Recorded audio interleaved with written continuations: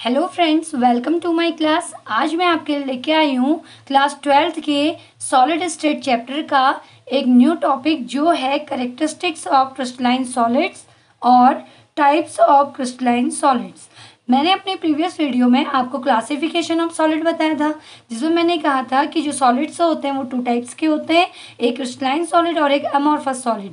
तो amorphous solid की केवल हम डिफरेंस या करेक्टरिस्टिक हम उसमें पढ़ चुके हैं।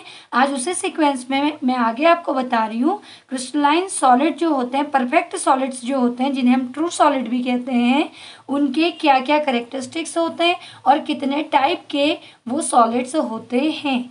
तो यहाँ पे मैंने एक चार्ट बनाया हुआ है इजीली आपको करेक्टरिस्टिक्स ऑफ क्रिस्टलाइन सॉलिड समझाने के लिए या क्रिस्टलाइन सॉलिड के टाइप्स को समझाने के लिए।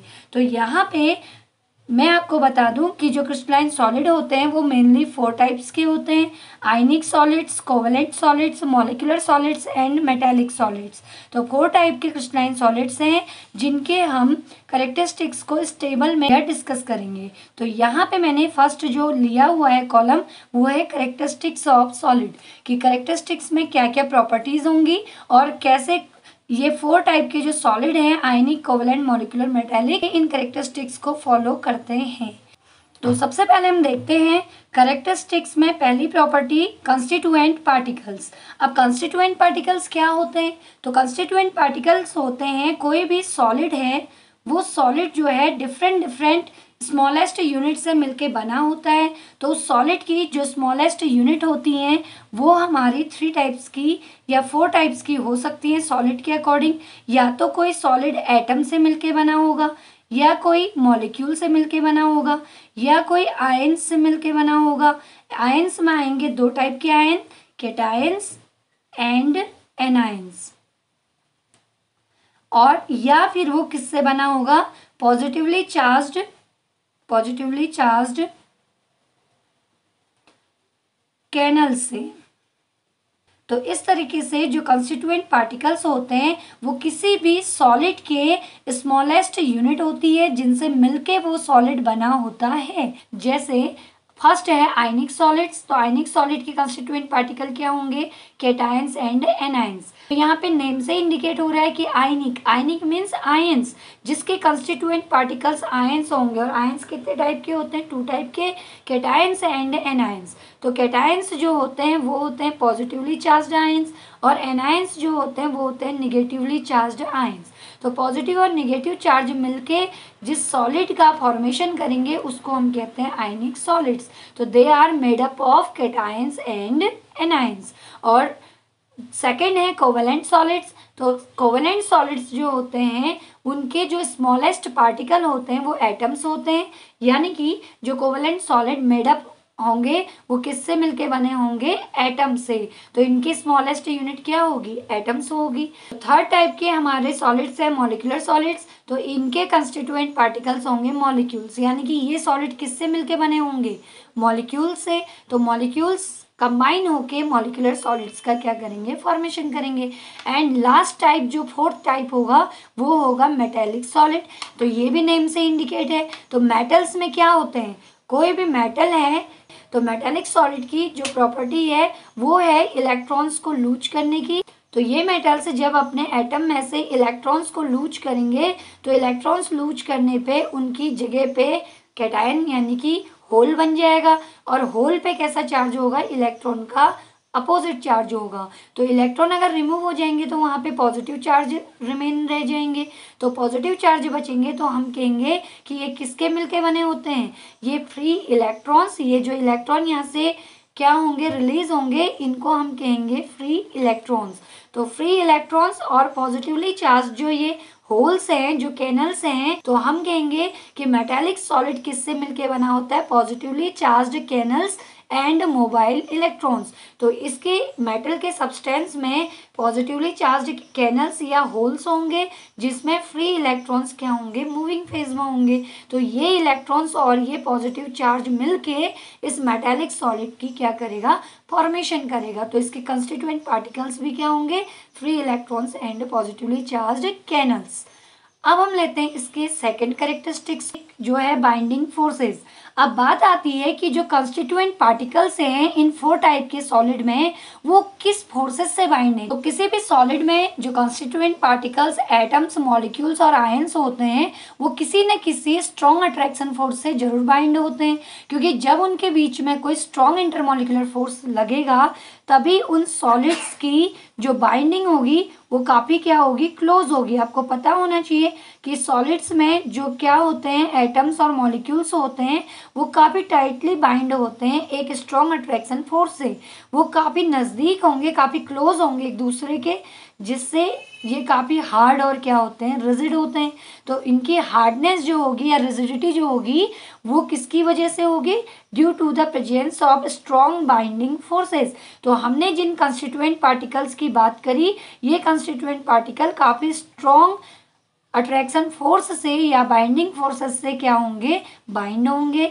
तो डिफरेंट टाइप के सॉलिड में ये फोर्सेस भी क्या होंगे, डिफरेंट होंगे। तो पहले बात करते हैं आयनिक सॉलिड की। आयनिक सॉलिड में जो बाइंडिंग फोर्सेस होते हैं वो स्ट्रॉन्ग इलेक्ट्रोस्टैटिक फोर्सेस होते हैं।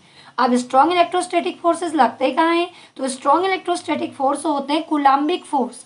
जो कुलाम्स लॉ जिन फोर्सेस की बात करता है दो चार्ज पार्टिकल के बीच में, कुलाम्स कहता है कि 2 टाइप के जो चार्ज होते हैं, एक पॉजिटिव और एक निगेटिव, ये एक दूसरे के अपोजिट चार्ज होते हैं। तो इनके बीच में एक स्ट्रॉन्ग अट्रैक्शन फोर्स काम करेगा जिसको हम कहते हैं इलेक्ट्रोस्टैटिक फोर्स, यानी कि कुलाम्बिक फोर्स, जो 2 चार्ज पार्टिकल के बीच में लगता है। तो आयंस यहाँ पे अपोजिट है, इसलिए फोर्स भी क्या होगा, स्ट्रॉन्ग अट्रैक्शन फोर्स होगा, जिसको इलेक्ट्रिक फोर्स भी कहते हैं।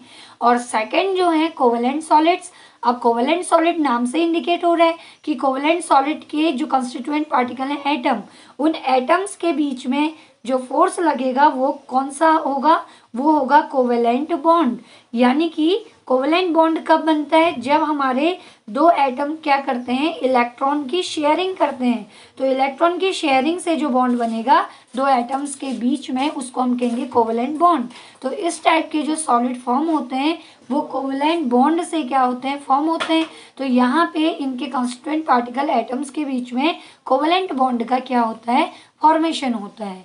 तो ये कोवेलेंट बॉन्डिंग से क्या होंगे, बाइंड होंगे। थर्ड टाइप है मॉलिक्यूलर सॉलिड्स। अब मॉलिक्यूल्स के बीच में कौन सा फोर्स आता है, तो यहाँ पे डिस्पर्जन फोर्सेस की हम बात करते हैं। तो डिस्पर्जन फोर्सेस में कौन से फोर्सेस आते हैं, लंडन फोर्सेस आते हैं, और डाइपोल डाइपोल इंटरेक्शंस आते हैं, और हाइड्रोजन बॉन्डिंग आती है। तो ये तीनों फोर्स मैं आपको समझा देती हूँ कि ये तीनों फोर्स होते क्या हैं। तो यहाँ पे अगर हम बात करें लंडन फोर्सेस की, तो लंडन फोर्सेस होते हैं कि कोई न्यूट्रल मॉलिक्यूल है, तो न्यूट्रल मॉलिक्यूल जो होता है उसमें सेंटर में न्यूक्लियस होगा और सराउंडिंग में क्या घूम रहे होंगे, उसमें सराउंडिंग में इलेक्ट्रॉन्स क्या कर रहे होंगे, रिवॉल्व कर रहे होंगे। तो ये इलेक्ट्रॉन्स न्यूक्लियस के अट्रैक्शन में होते हैं।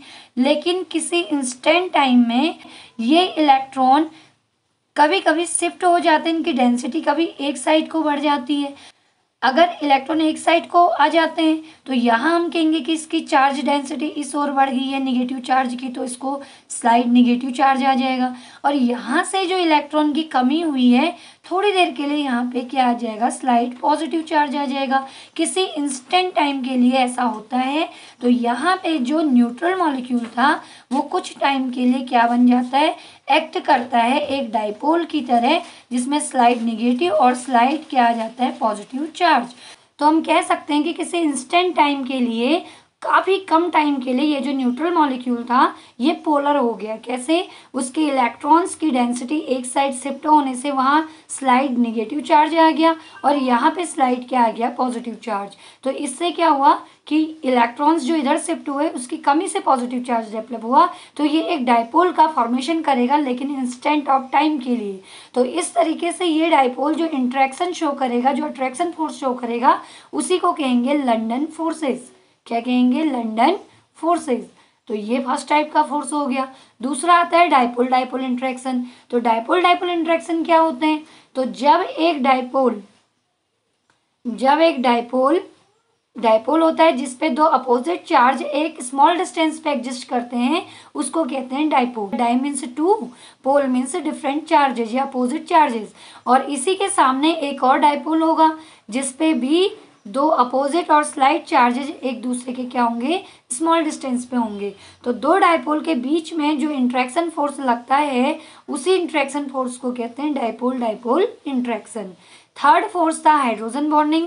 तो हाइड्रोजन बॉन्डिंग क्या होती है, आपको याद रखना है कि हाइड्रोजन, क्योंकि हाइड्रोजन बॉन्डिंग है तो ये फोर्स लगेगा hydrogen and most electronegative elements के बीच में, जिसमें हम मोस्ट इलेक्ट्रोनेगेटिव एलिमेंट लेते हैं फ्लोरीन, ऑक्सीजन एंड नाइट्रोजन। तो ये तीन एलिमेंट हैं जिनका सीक्वेंस होता है, सबसे ज़्यादा इलेक्ट्रोनेगेटिव फ्लोरीन होता है, फिर ऑक्सीजन और फिर नाइट्रोजन। तो ये सीक्वेंस में, यानी कि हाइड्रोजन जब फ्लोरीन के साथ क्या बनाएगा, बॉन्डिंग करेगा, तो इसको हम स्ट्रॉन्गेस्ट हाइड्रोजन बॉन्डिंग कहेंगे। और अगर हाइड्रोजन नाइट्रोजन के साथ, ऑक्सीजन के साथ बॉन्डिंग करेगा हाइड्रोजन, तो ये इससे थोड़ा वीकर हाइड्रोजन बॉन्डिंग होगी। और अगर हाइड्रोजन नाइट्रोजन के साथ बॉन्ड बनाता है तो ये जो है इन सब में सबसे वीकेस्ट हाइड्रोजन बॉन्डिंग होगी। तो आप ऐसे भी याद रख सकते हैं कि hydrogen bonding hydrogen and phone यानी कि फ्लोरीन, ऑक्सीजन और नाइट्रोजन के बीच में बनती है। तो ये तो थे टाइप्स ऑफ डिस्पर्जन फोर्सेस जो लगते हैं मॉलिक्यूलर सॉलिड्स में। तो यहाँ पे हम कहेंगे जो मॉलिक्यूल्स के बीच में जो बाइंडिंग अट्रैक्शन फोर्स होगा वो डिस्पर्जन फोर्सेस होंगे, और ये क्या करेंगे, मॉलिक्यूल्स को बाइंड करके एक मॉलिक्यूलर सॉलिड का फॉर्मेशन करेंगे। लास्ट टाइप है मेटेलिक सॉलिड। इसकी बॉन्डिंग की बात करें तो यहाँ पे जो बॉन्डिंग शो होती है वो मेटेलिक बॉन्डिंग होती है। और मेटेलिक बॉन्डिंग में क्या होता है, मेटल्स में जो पॉजिटिवली चार्ज्ड कैनल्स होते हैं और जो मोबाइल इलेक्ट्रॉन्स होते हैं उनके बीच का जो अट्रैक्शन होता है वैलेंस इलेक्ट्रॉन्स और कैनल्स के बीच का, तो उस बॉन्ड को हम कहते हैं मेटेलिक बॉन्ड। तो मेटेलिक बॉन्डिंग से ये कैनल्स और इलेक्ट्रॉन्स क्या होते हैं, बाइंड होते हैं, और ये काफ़ी हार्ड सॉलिड मेटेलिक सॉलिड का क्या करते हैं, फॉर्मेशन करते हैं। अब हम लेते हैं इसकी नेक्स्ट प्रॉपर्टी जो है फिजिकल नेचर, यानी कि हम इस कैरेक्टरिस्टिक में जानेंगे कि कौन सा सॉलिड टच करने में कितना हार्ड है या कितना सॉफ्ट है। तो उसकी फिजिकल स्टेट को बताएगा उसका फिजिकल नेचर, कि वो सॉलिड तो है लेकिन हार्ड है या सॉफ्ट है। तो सबसे पहले आयनिक सॉलिड को लेते हैं। हमने बोला कि आयनिक सॉलिड में जो क्या होंगे, आयनिक सॉलिड में जो क्या होते हैं कंस्टिट्यूएंट पार्टिकल्स होते हैं वो आयंस होते हैं। वो या तो पॉजिटिव आयंस होते हैं या निगेटिव आयंस होते हैं। तो ये पॉजिटिव और निगेटिव जो अपोजिट चार्ज हैं ये एक इलेक्ट्रोस्टैटिक फोर्स ऑफ अट्रैक्शन लगाते हैं जो काफी स्ट्रॉन्गेस्ट फोर्स होता है नेचर में। स्ट्रॉन्गेस्ट फोर्स होगा तो ये इन चार्ज पार्टिकल्स को काफी टाइटली क्या करेगा, बाइंड करेगा। और टाइटली बाइंड करेगा तो जो सॉलिड इससे बनेगा वो काफी हार्ड होगा एंड ब्रिटल इन नेचर, यानी कि ये टच करने में काफी हार्ड होंगे, काफी ज्यादा रिजिड होंगे।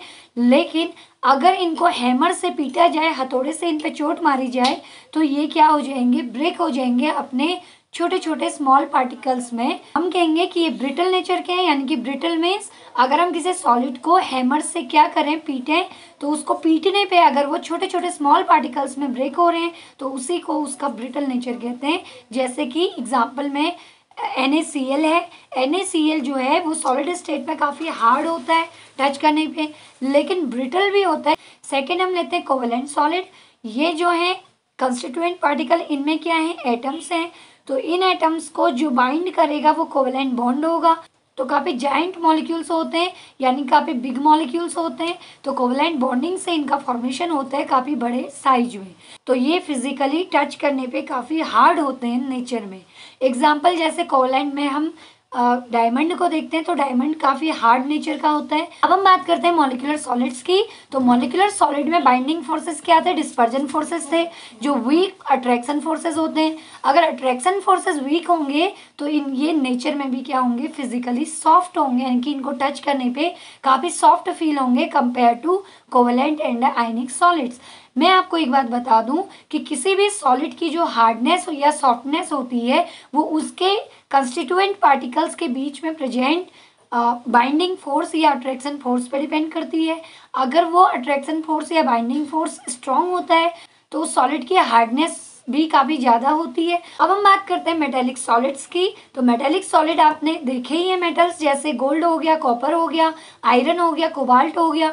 तो ये सब काफ़ी हार्ड होते हैं टच करने पे, लेकिन हार्डनेस के साथ साथ ये काफ़ी मेलिएबल होते हैं। मेलिएबल मीन्स जिनको हम क्या कर सकते हैं, जिनको हम अगर किसी हैमर से पीटते हैं तो पीटने पे ये टूटते नहीं है, ये ब्रिटल नेचर के नहीं है, बल्कि एक फ्लैट शीट में क्या हो जाते हैं, एक फ्लैट सरफेस में, एक शीट में कन्वर्ट हो जाते हैं, एंड डक्टाइल। और ये क्या होते हैं, डक्टाइल नेचर के होते हैं, क्योंकि मेटल्स की जनरल प्रॉपर्टीज आप सबको पता है कि they are malleable, they have metallic lustre and they are ductile in nature. तो इनको एक पतली वायर में चेंज किया जा सकता है। तो अगर हम मेल्टिंग पॉइंट्स की बात करें तो आयनिक सॉलिड क्या थे, हार्ड नेचर के थे। तो हार्ड होंगे तो इनका मेल्टिंग पॉइंट भी क्या होगा, वेरी हाई होगा। कि मेल्टिंग पॉइंट जो होता है वो डिपेंड करता है इनके आयंस के बीच के इंट्रैक्शन पे। तो आयंस के बीच में जो इंट्रैक्शन होता है ये कूलम्बिक इंट्रैक्शन यानी कि इलेक्ट्रिकल फोर्स होता है। तो ये फोर्स काफ़ी क्या होता है, स्ट्रॉन्ग होता है। अब जितना स्ट्रॉन्ग फोर्स इन आयंस के बीच में होगा, इसको ब्रेक करने के लिए हमें उतनी ही ज़्यादा एनर्जी इसको क्या करनी पड़ेगी, देनी पड़ेगी। या हम कहेंगे कि इन सॉलिड्स के आयंस को ब्रेक करने के लिए उतनी ही हाई एनर्जी क्या होगी, रिक्वायर्ड होगी। तो हाई एनर्जी रिक्वायर्ड होगी तो इसका मेल्टिंग पॉइंट भी क्या होगा, ज़्यादा होगा। तो हम कहेंगे कि melting points of ionic solids are very high. And covalent solid जो थे ये भी हार्ड नेचर के थे, तो इनका भी बहुत हाई होगा। कोवलेंट बॉन्ड भी स्ट्रॉन्ग बॉन्ड होते हैं, तो इनको ब्रेक करने के लिए भी हमें एक्स्ट्रा एनर्जी देनी पड़ेगी, तो इसीलिए इनके मेल्टिंग पॉइंट भी क्या होंगे, हाई होंगे। मॉलिक्यूलर सॉलिड्स जो थे वो जनरली सॉफ्ट नेचर के थे। सॉफ्ट हैं तो इजीली क्या हो जाएंगे, मेल्ट हो जाएंगे। तो इनके बीच वैसे भी जो फोर्सेस ऑफ अट्रैक्शन है, तो इनको जब हम ब्रेक करेंगे तो ये वीक फोर्सेस हैं, तो इनको ब्रेक करने के लिए काफ़ी क्या चाहिए, कम एनर्जी चाहिए। तो इजीली इनके बॉन्ड ब्रेक हो जाएंगे और हम कहेंगे कि इनका मेल्टिंग पॉइंट क्या होता है, लो होता है। तो अब हम बात करते हैं मेटेलिक सॉलिड की। तो मेटेलिक सॉलिड भी क्या होते हैं, काफ़ी ज़्यादा हार्ड और मेलेबल होते हैं। तो हार्डनेस की वजह से इनको, इन बॉन्ड्स को ब्रेक करने के लिए भी क्या चाहिए, बहुत ज़्यादा एनर्जी रिक्वायर्ड होती है, बहुत ज़्यादा एनर्जी चाहिए होती है। तो इसीलिए इनके मेल्टिंग पॉइंट भी क्वाइट क्या होंगे, हाई होंगे। क्यों, क्योंकि मेटेलिक बॉन्ड काफ़ी स्ट्रॉन्ग बॉन्ड्स हैं जिनको ब्रेक करने के लिए बहुत ज़्यादा एनर्जी की क्या होती है, ज़रूरत होती है। तो अब हम देखते हैं इसकी नेक्स्ट प्रॉपर्टी जो है इलेक्ट्रिकल कंडक्टिविटी। इलेक्ट्रिकल कंडक्टिविटी में हम देखेंगे कि ये जो सॉलिड्स हैं डिफरेंट टाइप्स के, ये इलेक्ट्रिसिटी और हीट को कंडक्ट करते हैं या नहीं करते हैं। अगर ये हीट और इलेक्ट्रिसिटी को पास करेंगे तो they are conductors of electricity and heat. तो ये कंडक्टर कहलाएंगे, चालक कहलाएंगे। अगर ये इलेक्ट्रिसिटी और हीट को कंडक्ट नहीं करते हैं तो ये क्या कहलाएंगे, इंसुलेटर्स कहलाएंगे। तो जनरली जो आयनिक सॉलिड होते हैं they are insulators in solid state but conducting in molten state. जो आयनिक सॉलिड हैं, मैंने बताया था कि ये आयन से मिलके बने होते हैं, तो इनके बीच के जो बॉन्ड होते हैं या जो इंट्रैक्शन फोर्सेस होते हैं वो काफ़ी स्ट्रांग होते हैं। तो इनको तोड़ने के लिए काफ़ी एनर्जी क्या होती है, रिक्वायर्ड होती है। तो इसीलिए इनमें जब ये सॉलिड स्टेट में होते हैं तो इसमें प्लस माइनस जो है ये एक ऑर्डर में क्या होंगे, काफ़ी स्ट्रॉन्ग आयनिक बॉन्ड से ऐसे क्या होंगे, कनेक्टेड होंगे। तो ये काफ़ी स्ट्रॉन्ग बॉन्ड है। तो इनमें फ्री आयंस क्या होंगे, फ्री आयंस अब्सेंट होंगे, यानी कि इनमें सारे आयंस बाइंड होंगे एक स्ट्रॉन्ग इंटरमॉलिक्यूलर फोर्स से। तो यहाँ पे अगर आयंस फ्री ही नहीं होंगे तो ये इलेक्ट्रिसिटी को कंडक्ट भी नहीं करेंगे। ये तो बात थी सॉलिड स्टेट की। तो सॉलिड में जो भी आयन है वो एक स्ट्रॉन्ग बॉन्ड से बाइंड होने की वजह से फ्री स्टेट में नहीं रहते हैं, जिस वजह से ये इलेक्ट्रिसिटी को कंडक्ट नहीं करते हैं। क्योंकि जब हम मोल्टन और सॉल्यूशन स्टेट देखते हैं तो इन दोनों ही स्टेट में इन आयंस के बीच जो स्ट्रॉन्ग इंटरमॉलिक्यूलर फोर्स होते हैं या आयनिक बॉन्ड होते हैं ये ब्रेक हो चुके होते हैं। तो या तो ये एक्वस सॉल्यूशन में होंगे, वाटर इन बॉन्ड को ब्रेक करेगा, या मोल्टन स्टेट में भी ये बॉन्ड क्या हो जाएगा, ब्रेक हो जाएगा। बॉन्ड ब्रेक हो जाएगा तो ये फ्री आयंस में क्या हो जाएंगे, कन्वर्ट हो जाएंगे। तो ये फ्री आयंस में क्या हो जाएंगे, कन्वर्ट हो जाएंगे। और अगर ये आयंस फ्री हो जाएंगे तो ये आयंस इजीली क्या हो जाएंगे, मोबाइल फेज में आ जाएंगे, यानी कि इजीली मूव करेंगे। और आयंस के मूव करने से इलेक्ट्रिसिटी क्या होती है, कंडक्ट होती है। तो हम कहेंगे कि they are insulators in solid state but conducting in molten and aqueous solution. तो ये एक्वस सॉल्यूशन में कंडक्शन शो करते हैं लेकिन सॉलिड में नहीं। अब नेक्स्ट है कोवलेंट बॉन्ड। ये सारे इंसुलेटर होते हैं। जैसे हम एग्जांपल लेते हैं डायमंड का। डायमंड एक कोवलेंट सॉलिड है। तो डायमंड में फ्री इलेक्ट्रॉन एब्सेंट होते हैं, इसमें एक भी फ्री इलेक्ट्रॉन नहीं होता है, जिस वजह से ये इलेक्ट्रिसिटी को कंडक्ट नहीं करता है। तो दे आर कंप्लीटली इंसुलेटर, ये क्या होते हैं, पूरी तरीके से विद्युत के कुचालक होते हैं, यानी कि इलेक्ट्रिसिटी को कंडक्ट नहीं करते हैं। सिर्फ ग्रेफाइट जो है वो कोवलेंट सॉलिड का एक एक्सेप्शन है, एक अपवाद है जो इलेक्ट्रिसिटी को कंडक्ट करता है। क्योंकि जो ग्रेफाइट होता है, ग्रेफाइट का जब हम स्ट्रक्चर देखते हैं तो ग्रेफाइट का स्ट्रक्चर जो होता है वो लेयर स्ट्रक्चर होता है, लेयर्ड स्ट्रक्चर होता है। तो इसके अलग अलग हेक्सागोनल लेयर्स होती हैं जिनके बीच में वीक वॉन्डरवॉल फोर्सेस लगे होते हैं, और इनकी जो क्या होती है, सरफेस होती है हेक्सागोन की, उन हेक्सागन में क्या होता है, फ्री इलेक्ट्रॉन्स मोबाइल फेज में होते हैं। तो यहाँ पे क्या होता है, तो यहाँ पे जो इलेक्ट्रॉन्स होते हैं वो फ्री होते हैं। तो फ्री इलेक्ट्रॉन्स की वजह से ही ग्रेफाइट जो होता है वो इलेक्ट्रिसिटी को कंडक्ट करता है। तो इसीलिए कोवलेंट सॉलिड का एग्जाम्पल जो ग्रेफाइट भी है वो एक्सेप्शन है किसका, कंडक्टिविटी का। ये कंडक्टिविटी को शो करता है और डायमंड कंडक्टिविटी को शो नहीं करता है। नेक्स्ट है मॉलिक्यूलर सॉलिड। मॉलिक्यूलर सॉलिड में भी कोई फ्री इलेक्ट्रॉन्स नहीं होते हैं, और फ्री इलेक्ट्रॉन्स ही नहीं होंगे तो ये कंडक्टिविटी को भी शो नहीं करेगा। तो दे आर कंप्लीटली इंसुलेटर्स। तो मॉलिक्यूलर सॉलिड क्या होते हैं, इंसुलेटर्स होते हैं। फाइनली है मेटेलिक सॉलिड। अब लेते हैं मेटेलिक सॉलिड्स, और आपको पता है कि सारे मेटल से इलेक्ट्रिसिटी के क्या होते हैं, कंडक्टर होते हैं। ये हीट को भी और इलेक्ट्रिसिटी को भी दोनों को क्या करते हैं, कंडक्ट करते हैं। क्यों? क्योंकि मेटल्स की खासियत होती है इनकी जो आयनाइजेशन एंथैल्पी होती है वो बहुत ही कम होती है। तो they are the conductors in solid as well as in molten state. तो ये सॉलिड के साथ साथ मॉल्टन और सॉल्यूशन फेज में भी क्या होते हैं, इलेक्ट्रिसिटी के कंडक्टर होते हैं। अब हम लेते हैं इसकी नेक्स्ट प्रॉपर्टी जो है enthalpy of fusion. Enthalpy of fusion क्या है, किसी सॉलिड को मेल्ट करने के लिए जितनी एनर्जी रिक्वायर्ड होती है उसको लिक्विड में चेंज करने के लिए हमें जितनी एनर्जी की जरूरत होती है उसी को कहते हैं उसकी enthalpy of fusion. Fusion means melting, उसको मेल्ट करना, सॉलिड से लिक्विड में चेंज करना।